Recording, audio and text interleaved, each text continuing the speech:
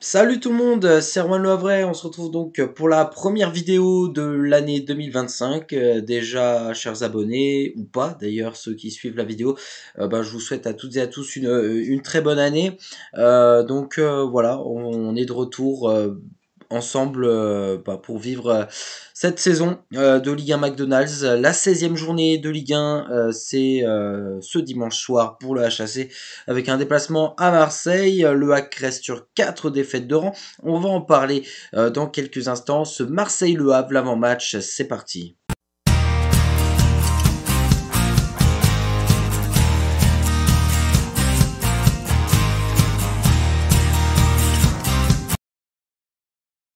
Droit TV et horaire de la rencontre de ce Marseille-Le Havre. Rendez-vous donc au stade Orange Vélodrome, un stade qu'on ne présente plus maintenant. Une équipe de l'OM qu'on ne présente plus non plus. C'est un duel très attendu, un match très important pour nous. On a le prestige d'affronter l'une des plus grandes équipes de l'histoire du football français. L'Olympique de Marseille, ce choc aura lieu sur DAZN, ça ne change pas. D'ailleurs, le diffuseur DAZN vous propose donc des réductions pour suivre la saison dans son intégralité, enfin jusqu'à la fin de la saison. Je crois qu'ils ont fait une promo à 69 euros, donc ce qui est évidemment très très rentable. Voilà, c'est tout simplement parce qu'ils sont absolument dans la galère en termes de nombre d'abonnés, qu'ils ont besoin de brader les prix pour essayer d'attirer un public.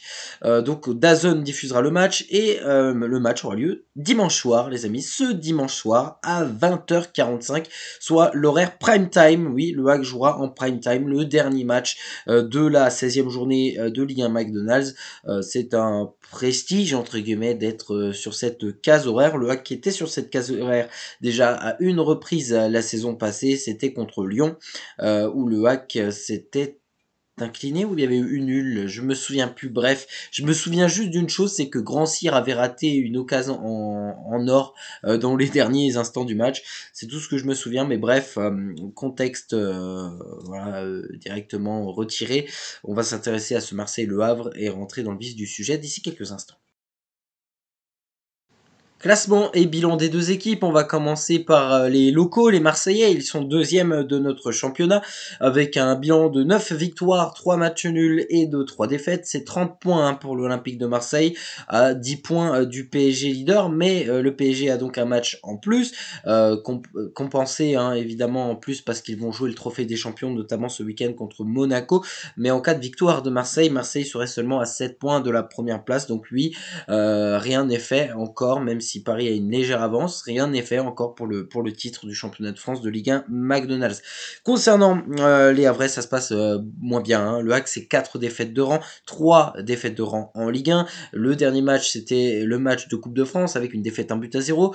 J'avais même pas fait de vidéo après match, je pense que vous l'avez remarqué. Je m'excuse les amis, c'est vrai que j'avais pas vraiment envie déjà de faire cette vidéo là. Ensuite, plus le manque de temps. J'étais vraiment pas motivé, ça m'a saoulé, donc je ne l'ai pas fait cette vidéo après match, mais on est de retour les amis pour la suite de la saison. Le HAC va mal, le HAC est 17ème, le HAC est actuellement relégué de Ligue 1 en Ligue 2 BKT, mais voilà, rien n'est fait. D'ailleurs, il reste encore 2 matchs avant de terminer la phase aller. Donc il y a eu 15 matchs sur 34. Faut se dire, ça reste possible, les amis. Mais on va en parler dans le 100% hack de ce que je pense d'ici quelques instants. En tout cas, le hack, c'est 4 victoires, 0 match nul, les amis. 0 match nul pour le hack, ce qui est assez rare. Ces dernières années, les matchs nuls, généralement, c'est ce qu'on fait le plus. Bref, 11 défaites et le hack, c'est 12 points malgré tout dans ce championnat de France de Ligue 1. Mais voilà, c'est vrai que c'est plutôt très serré puisque Nantes 14e est par exemple seulement à 2 points. Mais après, effectivement, ça se complique un peu les choses pour la 13e place qui est déjà quand même à 5 points. C'était très serré, mais ça commence un peu à s'espacer entre plusieurs équipes. Donc, pour le moment, on peut le dire, on n'est pas dans le bon wagon. Et c'est parti donc pour notre 100% hack. Le hack va très mal ces derniers temps. J'espère que la trêve hivernale nous a permis de remettre, de nous remettre la tête à l'endroit, de repartir sur de nouvelles bases, sur un nouvel état d'esprit. Parce que rien ne va plus. On avait proposé une victoire, une bonne victoire contre Nantes, mais contre un Nantes quand même plutôt faible. Et derrière, on s'est effondré avec 4 défaites même de rang. Donc c'est dur, honnêtement. C'est des défaites qui sont extrêmement dures. Nice, Angers, on prend 3-0 contre Strasbourg. Et derrière, tu te fais battre 1-0 contre le Stade Briochin, équipe de N2 en 32e de finale de Coupe de France. Forcément, ça fait mal. Mais voilà, pour moi, c'est pas surprenant. On sait qu'aujourd'hui, Didier Digard n'a pas fait le travail qu'il devait faire. Il a râlé sur les joueurs en Coupe de France, pour moi, à juste titre. Mais il faut aussi qu'il puisse avoir une bonne remise en question. Et surtout la remise en question des instances du HAC et notamment de notre directeur sportif Mathieu Bodmer qui n'a pas pris ses responsabilités que de limoger Didier Digard suite à ses mauvais résultats. C'est ce qu'il faut faire en tout cas quand un coach est mauvais, c'est savoir aussi s'en séparer. Donc voilà, le hack repart avec Didier Digard. Moi je pensais que ça allait peut-être être le déclenchement trop, la défaite à Coupe de France. Bah non, l'ignorance. On fait confiance à notre coach et j'espère de tout cœur qu'ils ont raison et que le hack arrivera malgré tout à se maintenir. L'information importante du côté du hack, hein, c'est arrivé il y a quelques jours, on savait que Steven Goura était sur le départ, c'est officiel. Il rejoint le club belge de Cercle Bruges. Je lui souhaite évidemment le meilleur pour la suite de sa carrière. C'est dommage, hein, Steven Goura, parce que l'année dernière, avec Luc Alsner, il avait beaucoup de temps de jeu, il rentrait, enfin surtout sur la deuxième partie de saison, où il rentrait pas mal. Je voyais un Ngoura qui progressait énormément. Et cette année, bah ça marchait pas, tout simplement avec Digard, il ne le faisait pas jouer suffisamment.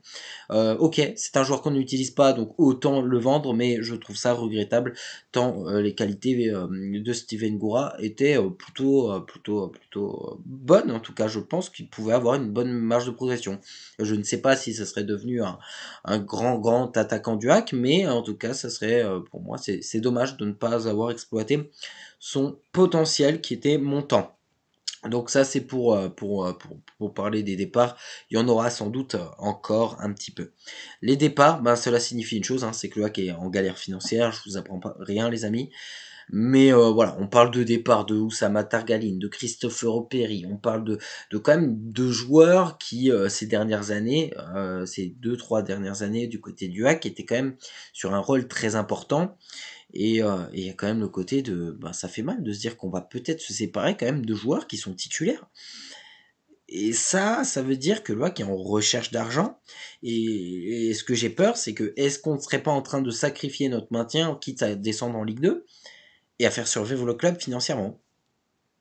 Il y a de quoi se poser réellement la question. Et c'est aussi pour ça que probablement Didier Digard n'a pas pu être limogé. Peut-être ça a été souhaité, je ne sais pas. Mais peut-être que, bah, comme c'est payant de virer quelqu'un, bah, peut-être on est en économie d'argent et donc on ne peut pas le jarter comme on le souhaite parce qu'il faut faire de l'économie. Donc je sais pas, est-ce que la relégation pour le hack ne serait pas euh, une option prioritaire maintenant de se dire bon on est relégué mais bon au moins on sauve le club financièrement. Voilà, je sais pas. Donc forcément, ça c'est un peu frustrant de devoir se poser ce genre de questions. Mais voilà. Alors on va parler de ce match maintenant, hein, les amis. Marseille-Le Havre, on sait, Marseille c'est une top équipe hein, de Ligue 1. Ils réalisent quand même une bonne saison, deuxième actuellement, potentiellement une qualification pour la Champions League. Voilà, tout ça pour se faire éclater la saison prochaine en Champions, mais ça c'est leur délire. Euh, voilà, qu'est-ce que je peux dire de plus? Rien. Essayons de pas prendre une tôle, les amis. Essayons de pas prendre une tôle, essayons de rester soudés, de rester forts. Aujourd'hui, j'ai plus forcément confiance en mon équipe, j'ai plus confiance aux dirigeants, à l'entraîneur, du moment que les choses ne bougent pas, ne changent pas. Aller chercher des points à Marseille, c'est quasiment impossible, tant notre niveau de jeu est dégueulasse. Mais c'est possible quand on aime le football, quand on connaît le football, ça reste possible. Voilà, il y a déjà eu des équipes qui ont réussi à aller taper l'OM là-bas. Pourquoi pas nous? Pourquoi pas nous? Donc il va falloir élever forcément notre niveau de jeu, faire preuve de sérieux et surtout de ne pas paniquer parce que le problème du hack, et c'est quelque chose de différent contrairement à la saison passée, c'est que la saison passée, on perdait 1-0, les gars qui continuaient à se battre quoi. On pouvait croire jusqu'au bout que le hack allait gagner. Même à 2-0, on pouvait se dire il peut avoir 2-2 ou il peut avoir 3-2 même pour le hack, c'est possible parce qu'on avait des joueurs qui se transcendaient, des joueurs qui se battaient jusqu'au bout, qui ne lâchaient absolument rien. Et ça, on l'a vu à plusieurs reprises. Je me souviens du Rennes-Le Havre, là, le Rennes-Le Havre, c'était en début de saison dernière. Le Havre perdait 2-0, on fait 2-2 à la fin du match. On fait 2-2 parce que, ben voilà. Mais on refait exactement le même match cette année. Ah ben on le perd parce que dès qu'on perd 1-0, on a l'impression que les carottes sont cuites. Et moi, ben je ne crois plus en fait à mon équipe. Genre, il peut avoir un partout.